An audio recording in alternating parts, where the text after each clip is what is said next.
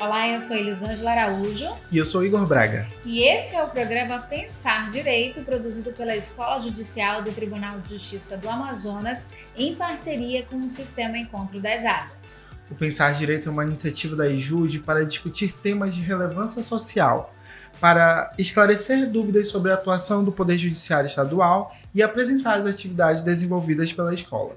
Se você quiser participar aqui com a gente, basta seguir a escola no Instagram, no @ejude.am, e também lá você pode sugerir aí temas para que a gente possa debater aqui em outros episódios. Qualquer dúvida e as sugestões de tema, você também pode enviar para o e-mail pensardireito@tejan.jus.br. E agora que você já conhece a gente, nós vamos para o nosso episódio. É isso mesmo, Igor. E no episódio de hoje a gente recebe a desembargadora do Tribunal de Justiça do Amazonas, Maria das Graças Pessoa Figueiredo. A desembargadora Graça Figueiredo ingressou na magistratura em 1979 como juíza de direito de primeira instância na comarca de Boca do Acre, no Amazonas. Foi convocada para servir na 18ª Vara do Júri e Execuções Criminais aqui da capital, sendo a primeira mulher a presidir o Tribunal do Júri na comarca de Manaus. Em 2004, foi promovida por unanimidade de votos pelo critério de merecimento ao cargo de desembargadora. E 10 anos depois, em 2014, tomou posse no cargo de presidente do TEJAN, sendo a segunda mulher a assumir o cargo na história da instituição. Atualmente está como ouvidora da mulher, coordenadora estadual das mulheres em situação de violência doméstica e familiar e coordenadora das varas de Maria da Penha deste tribunal. Além da atuação na magistratura, também é autora de diversos livros, entre eles a gente tem alguns aqui na mesa, com Marcas do Amazonas, as 2 edições de Senhoras da Justiça e também uma cartilha Como Casar Legal. Desembargadora, seja muito bem-vinda ao Pensar Direito, que é o podcast da Escola Judicial do Tribunal. A gente agradece, em primeiro lugar, a sua disposição de participar. A gente sabe que a agenda às vezes é muito concorrida, sim, mas a gente agradece por a senhora estar aqui participando com a gente dessa edição. Eu que agradeço, fico muito honrada de poder dar uma entrevista na minha trajetória como magistrada, né? Já estamos caminhando para 44 anos de pleno exercício e que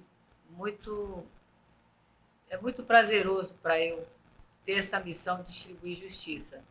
Além de ser prazeroso, é um compromisso que tenho, né, de que eu possa, cada dia mais que passe, mesmo já com quase 45 anos de magistratura, de aprimorar, de saber ouvir, de saber decidir com sabedoria, principalmente.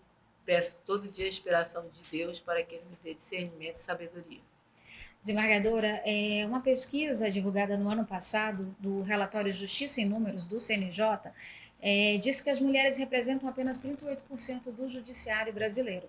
Se a gente for comparar, por exemplo, com a magistratura na Europa, o número de magistradas lá é de 58,5%. Sim. A gente já vê essa diferença, né?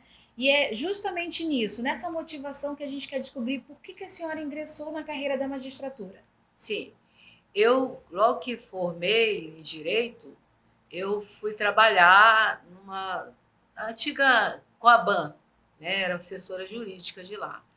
E eu tenho muita ânsia de aprender e me incomoda muito de ver uma situação de que a pessoa não tem como recorrer daquela questão que ela acha muito injusta, que realmente, às vezes, se você analisar, é injusta.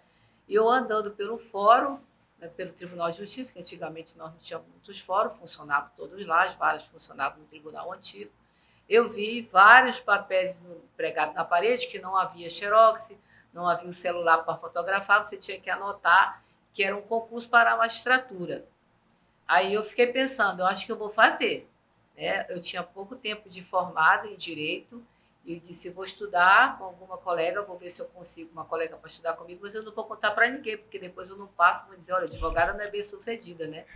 Mas eu encarei, já era casada, tinha 2 filhos, e estudei bastante para passar nesse concurso e tirei o 8º lugar nesse concurso e não fui melhor graduada porque não tinha muito título, né? Era só uma novela advogada e tinha apenas um mestrado em Direito Tributário feito pela UFRJ lá do Rio de Janeiro, a Fundação Getúlio Vargas. E fiz o concurso e concorreram comigo vários colegas que já eram juízes de antigos juiz substituto, que é diferente do juiz substituto de hoje. Antigamente, o juiz substituto só era aquele juiz que auxiliava o juiz nas suas ausências, nas férias, tinha uma jurisdição limitada. Então, eu fiz o concurso e esses colegas que não queriam mais ser juiz substituto, queriam ser juiz de carreira, também fizeram. E foi isso. Para quem não conhece Manaus, né, para quem é do interior e não teve a oportunidade de conhecer aqui ainda, o Palácio da Justiça, que é o fórum que a senhora estava falando, né, desembargadora, é um prédio muito imponente no centro da cidade. Sim. Então, assim, imagino que naquela época, então, a imponência ainda era maior, né? As pessoas olhavam para ele de uma maneira diferente, né? E a senhora está citando os desafios que as pessoas têm, na verdade, ainda, né? Muitas pessoas têm de acessar a justiça no Estado. A senhora pode contar um pouco dos seus desafios ao longo da sua carreira como magistrada? A senhora tem algum que a senhora queria destacar aqui com a gente hoje? Eu comecei porque a minha primeira comarca foi Boca do Acre. Eu já era mãe de 2 crianças, né, pequenas, e eu tive que, ou se eu fosse navegando, passaria 8 a 7 dias, dependendo da época da cheia ou da seca, para chegar na Boca do Acre. A distância é muito grande, porque já é limite com o Rio Branco Acre. Então, eu fui a primeira vez, eu fui de avião, tive que sair do estado do Amazonas para ir para o estado do Acre, para poder voltar num avião bem pequeno, né? E comecei a trabalhar lá na comarca de Boca do Acre. Eu tinha 26 anos, né? E morava na casa do prefeito, que não havia lugar para eu ficar. E, inclusive, ele tinha vários processos lá, que eu tinha que presidir os processos, e ficava muito estranho ficar morando, né? Porque não tinha acomodação. Depois arrumei uma acomodação e fiquei morando na Boca do Acre. Esse é um grande desafio, porque uma mulher viajar num barco sozinha é difícil, porque até para você se movimentar, por causa daquela quantidade de rede, você tem que abaixar para chegar para comer, mas enfim, consegui.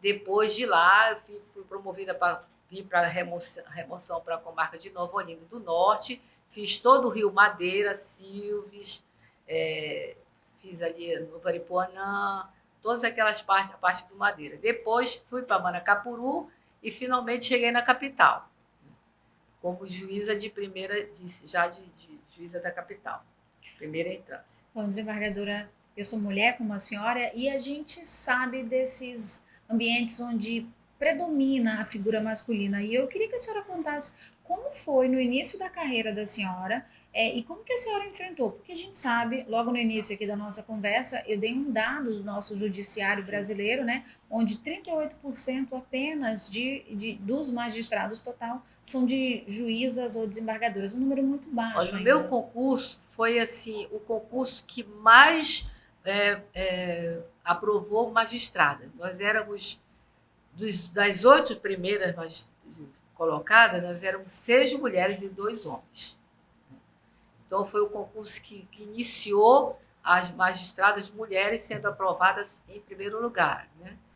E depois, assim, um grande desafio que eu enfrentei foi o Tribunal do Júri, porque era um tribunal que era presidido essencialmente por homens, né? Era um crime de homicídios, né?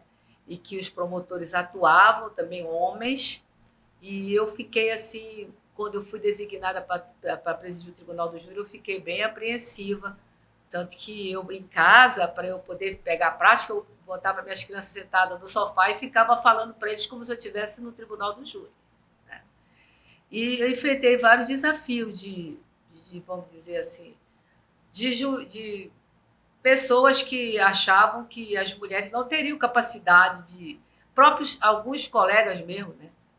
Não digo de magistratura, mas pessoas que estudaram comigo e tal, falavam assim, mas você consegue, você tem força para falar para o réu, para os jurados, para o Ministério Público, para o Conselho de Sentença? Sim, tenho, porque a gente está investida na função de magistrado e você tem que dar o empoderamento que é necessário.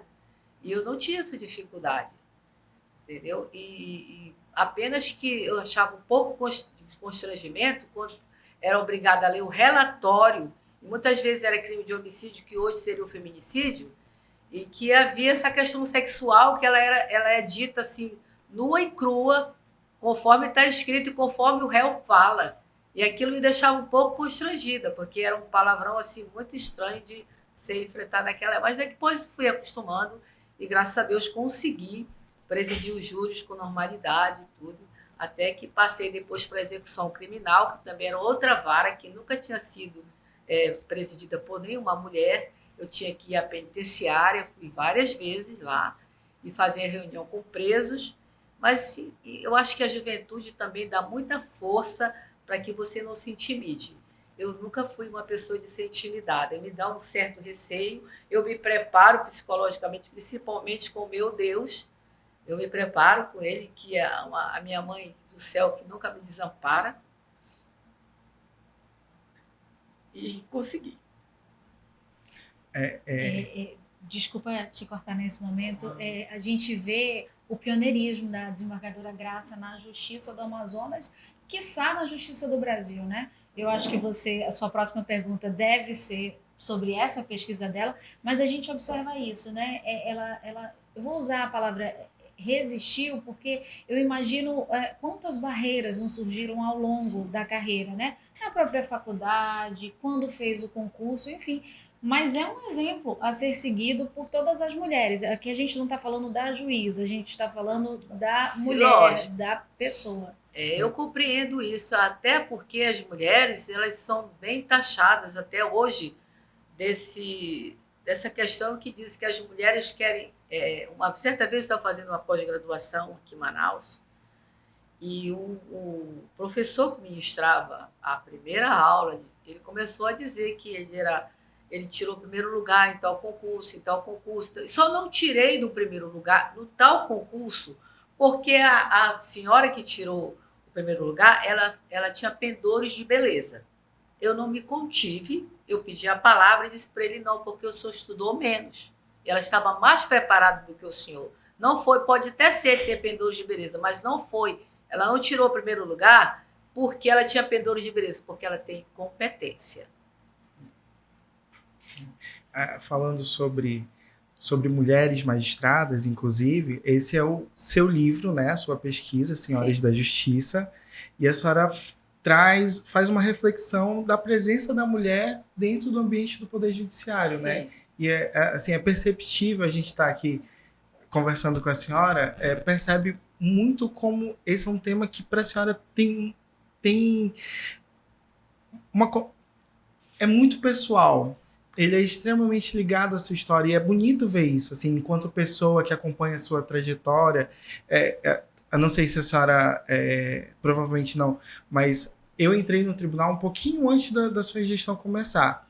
E quando a gente entrou e logo depois entra na gestão de uma mulher presidente do tribunal, é muito bom ver, é muito legal ver um tribunal que tem a presença da mulher, inclusive nos cargos de chefia. Antes da senhora, a senhora me corrige se eu estiver errado, só ainda havia sido... Desembargadora Marinilde. Exato, desembargadora Marinilde. Então a gente tem um lapso aí relativamente grande até 2000 10 anos, quase mais de 10 anos. Pronto. E aí até que venha uma outra mulher para a presidência. Apesar desse caminho árduo da sua trajetória e do caminho árduo que as mulheres na magistratura, a senhora vem narrando que tem, a senhora acredita que as mulheres seguem desbravando e alçando esses voos mais altos dentro desse ambiente que ainda é muito masculino? Sim, eu acho que sim, porque isso não é uma coisa só do Poder Judiciário, é a consciência, vamos dizer, da sociedade, né? No sentido de que a mulher, ela, por exemplo, eu tenho um estilo de roupa, de vestir, compatível com o que é na minha cabeça a seriedade da justiça. Eu não saio de bermuda, eu não uso roupa decotada. Por quê? Porque eu acho que muito do empoderamento da mulher que exerce certo tipo de função é da forma com que se veste. Também. Porque eu posso aqui dentro do meu ambiente de trabalho usar um tipo de roupa e lá fora outra. Mas eu não consigo isso. Eu acho que dependendo da função que você exerce, a cada tipo de função existe um certo tipo de postura. É o que a senhora falou sobre estar investida da Sim. sua função constantemente, né? É verdade. Mas eu digo para vocês que eu começaria de novo, eu voltaria sim, fazer tudo o que eu tenho feito até hoje. Eu me sinto muito feliz como magistrada e fico muito contente de saber que muitas pessoas não querendo ser, fazendo o elogio próprio, às vezes nem sei, agradecem, isso me dá muita alegria de ter conseguido compartilhar com um direito que estava postergado, que estava esquecido e que, de repente, a justiça surge no sentido de dizer não, você tem direito sim, e eu fiz só a minha obrigação, só cumpri com o meu dever. Com certeza, o pioneirismo da senhora serve de exemplo até hoje. E a gente fica com essa dúvida, né? A gente sabe, eu até brinco que nós, mulheres, a gente é um pouco polvo, a gente tem um monte de braços, porque a gente equilibra várias funções, né?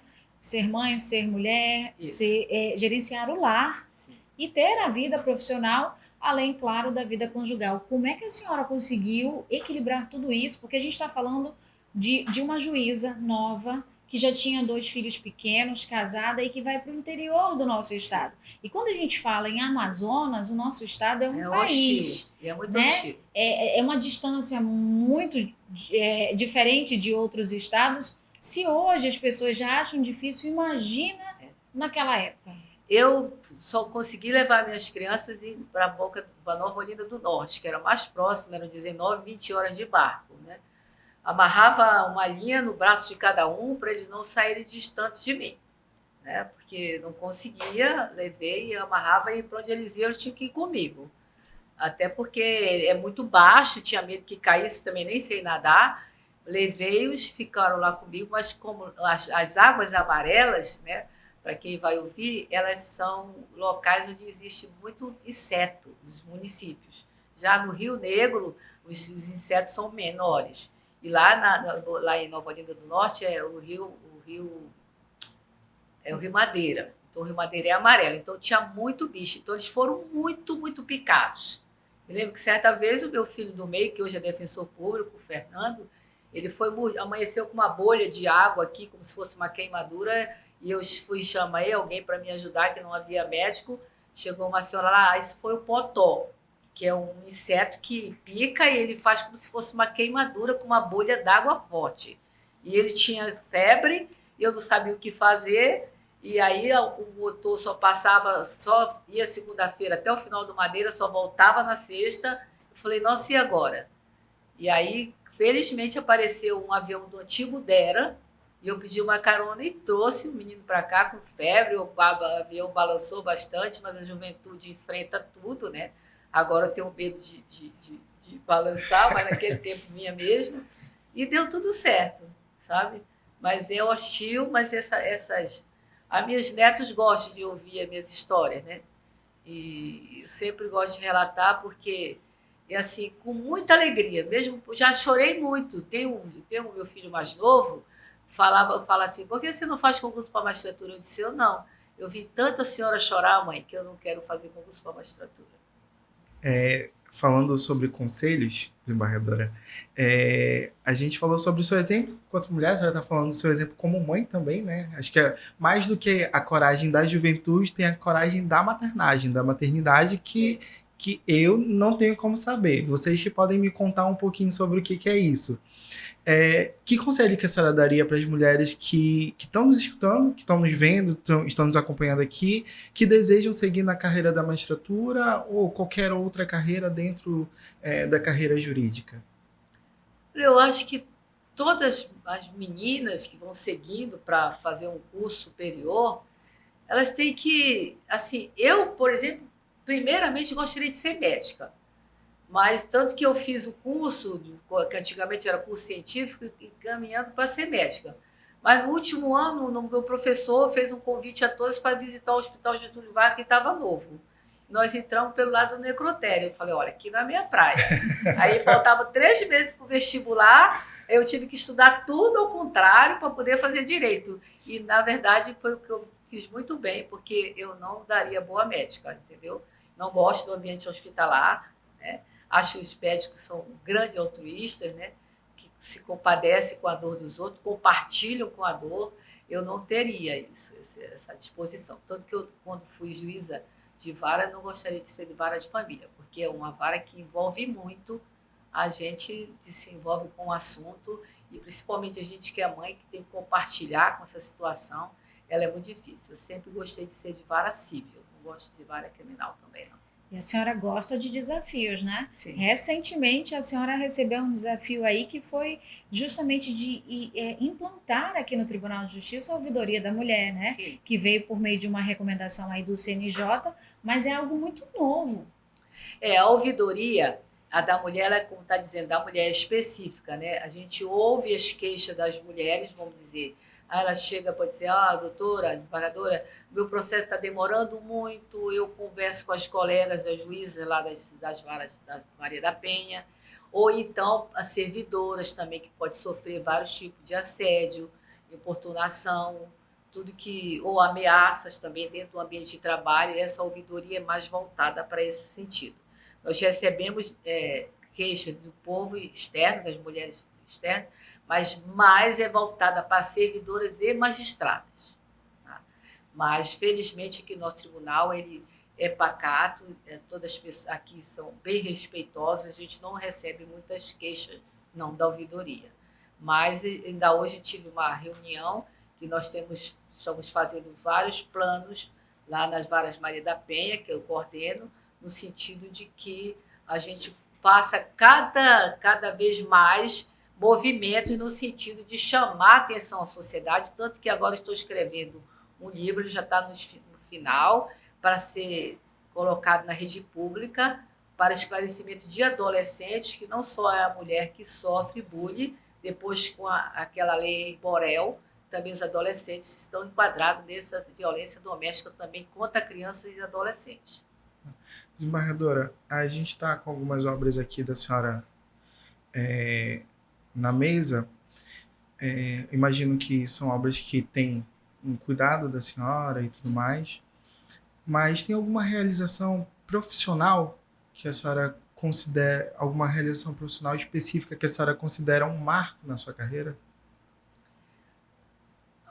Eu acho que o marco da minha carreira foi eu ser eleita presidente do tribunal depois de uma luta muito árdua para chegar a conquistar esse cargo, né? De conquistar, porque era a minha vez de ser presidente do tribunal e sempre há aquela questão de disputa, né? E eu não sou mulher de ficar parada em disputa. Eu disse para os meus pares, eu vou me candidatar. Se eu não ganhar, eu vou dizer assim para os meus filhos e para os meus amigos e para a sociedade, eu me candidatei. Não me elegeram, não posso fazer nada, mas eu não arrefeço, não. Podiam dizer, não vai ganhar, eu disse, não, mas eu vou tentar. E sei que vou ganhar. Para isso, eu vou mostrar o trabalho que eu já fiz, né? Que eu tenho compromisso com a minha profissão. Eu gostaria muito de dirigir um tribunal, porque é o ápice da carreira de qualquer magistrado de carreira, né? Eu sou da carreira, e gostaria muito de ser presidente do tribunal, e graças a Deus consegui fazer muitas realizações, como o Fórum Elza Maria, o Fórum de Altazes, fiz outras reformas aqui grandes, consegui fazer com que as varas, na época que eu estava como presidente, tivesse o mínimo de servidores, que eram 7 servidores por varas, fiz aquele edifício garagem, enfim, consegui vários objetivos que tinha em mente, porque eu acho que a mulher, não que ela seja, que a mulher não quer ser nem melhor e nem pior, ela quer ser igual ao homem. Assim que é o meu entendimento, sabe? Então, mas em compensação, a mulher, como dizem, ela toma conta de várias bocas de fogão, né? Quando quer dizer, a mulher toma conta. Mas a mulher também ela tem um olhar amplo. Muitas coisas que os homens, que são mais pragmáticos, não veem, a mulher enxerga. Então, é nesse contexto que eu consegui fazer muitas coisas que me realizaram e que me deixaram muito feliz de ter enfrentado essa grande responsabilidade de ser chefe do Poder Judiciário. Que bom, desembargadora. A gente vai, então, se aproximando já do final. Eu queria pedir para a senhora fazer uma mensagem para as pessoas que estão nos acompanhando, em especial as mulheres, as meninas que estão nos ouvindo aí, que acho que o que a senhora tem contado de história aqui pra gente, o que a gente acompanha também, quem conhece a senhora um pouquinho mais de tempo, acompanha do seu exemplo como mulher, como magistrada, como profissional, enfim, de muitos âmbitos. O que a senhora pode deixar de mensagem para quem está nos escutando agora? A mensagem é esta, né? Dizer que tudo na vida é difícil, não há nada fácil. Primeiro que você tem que ter uma meta na vida. Eu, quando fiz o curso de Direito, eu queria ter um trabalho, até porque eu fui ensinada na minha casa, desde quando nós éramos pequenas, já a moçota, que antigamente pediam as moças em casamento, né? Meu pai dizia, eu vou deixar casar se passar no vestibular, porque o seu marido fiel será o seu diploma. E é isso que eu passo para a minha geração e passo também para as outras amigas que falam.